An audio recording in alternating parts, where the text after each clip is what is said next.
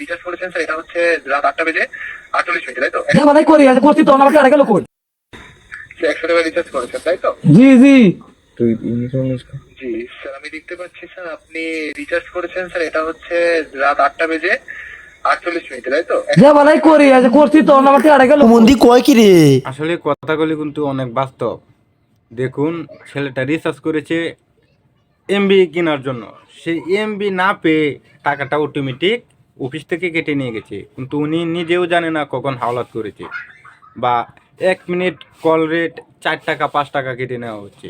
এই হলো আমাদের বর্তমান গ্রামের ফোনের অবস্থা। তো আর দেরি না করে শেষ পর্যন্ত ভিডিওটি শুনুন।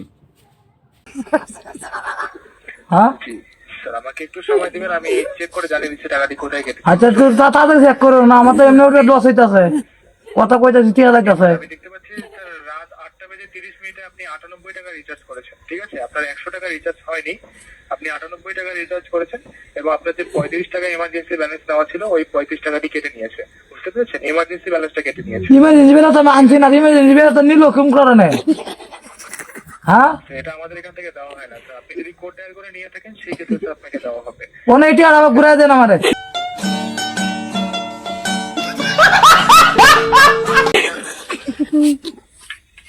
সেটা আমাদের এখান থেকে দেওয়ার কোনো সুযোগ নেই স্যার, বিষয়টির জন্য আমি আন্তরিকভাবে দুঃখিত স্যার। আপনি যদি ইমার্জেন্সি ব্যালেন্স নিয়ে থাকেন তাহলে আপনাকে দেওয়া হবে, তাছাড়া আপনাকে দেওয়া হবে না। তো দেওয়া হবে না জানেন, নিলেন কি আমার টিয়াটা? আমার তো কথাটা হয়ে দেয়া ইমার্জেন্সি তো আমার দরকার না, আমি তো ইমার্জেন্সি কেন করি না। জানি না কথা কতটুকু সত্য। আসলে এই ছেলেটা বলছে ইমার্জেন্সি ব্যালেন্স নেয় নাই, আর ওরা বলতেছে ইমার্জেন্সি ব্যালেন্স নিয়েছে। আসলেই এরকম জালে অনেকেই ফেসে যাচ্ছেন। তো দেখুন ভিডিওটি শেষ পর্যন্ত কি হতে চলছে। ইমার্জেন্সি ব্যালেন্স নিয়ে থাকেন বিধায় টাকাটি কেটে নিয়েছি। নিয়ে আসি না এটা দু তিন আমার আমি টিয়া কাটতে নেন আমি দেখুন আমার কয়টা এমটা কাটতে গেছে জানাচ্ছি না, আজ পর্যন্ত আমি আজকে মাথা নষ্ট হয়ে থাকে এমবি লেখা টিয়া করলাম, এটা অন্য বুঝছেন নিচ্ছেন গিয়ে। হ্যাঁ সেক্ষেত্রে আপনি ইমার্জেন্সি ব্যালেন্স নিয়ে থাকলে আপনি অবশ্যই টাকাটি কেটে নেওয়া হবে স্যার। পরবর্তীতে আপনি যখন রিচার্জ করবেন তখন টাকাটি কেটে আচ্ছা আপনার থেকে ভিডিও ওই ওভার আছে সরাসরি দেখে আছে আমার। আসলে গ্রামীণ ফোন 1 মিনিট কথা বললে আপনার দেখা যাচ্ছে কোনো অফার ছাড়া যদি কথা বলেন তাহলে 4 টাকা 3 টাকা 3.5 টাকা এরকম কেটে নেওয়া হয়। আসলে এরকম জালে আমরা অনেকেই ফেসে যাচ্ছি।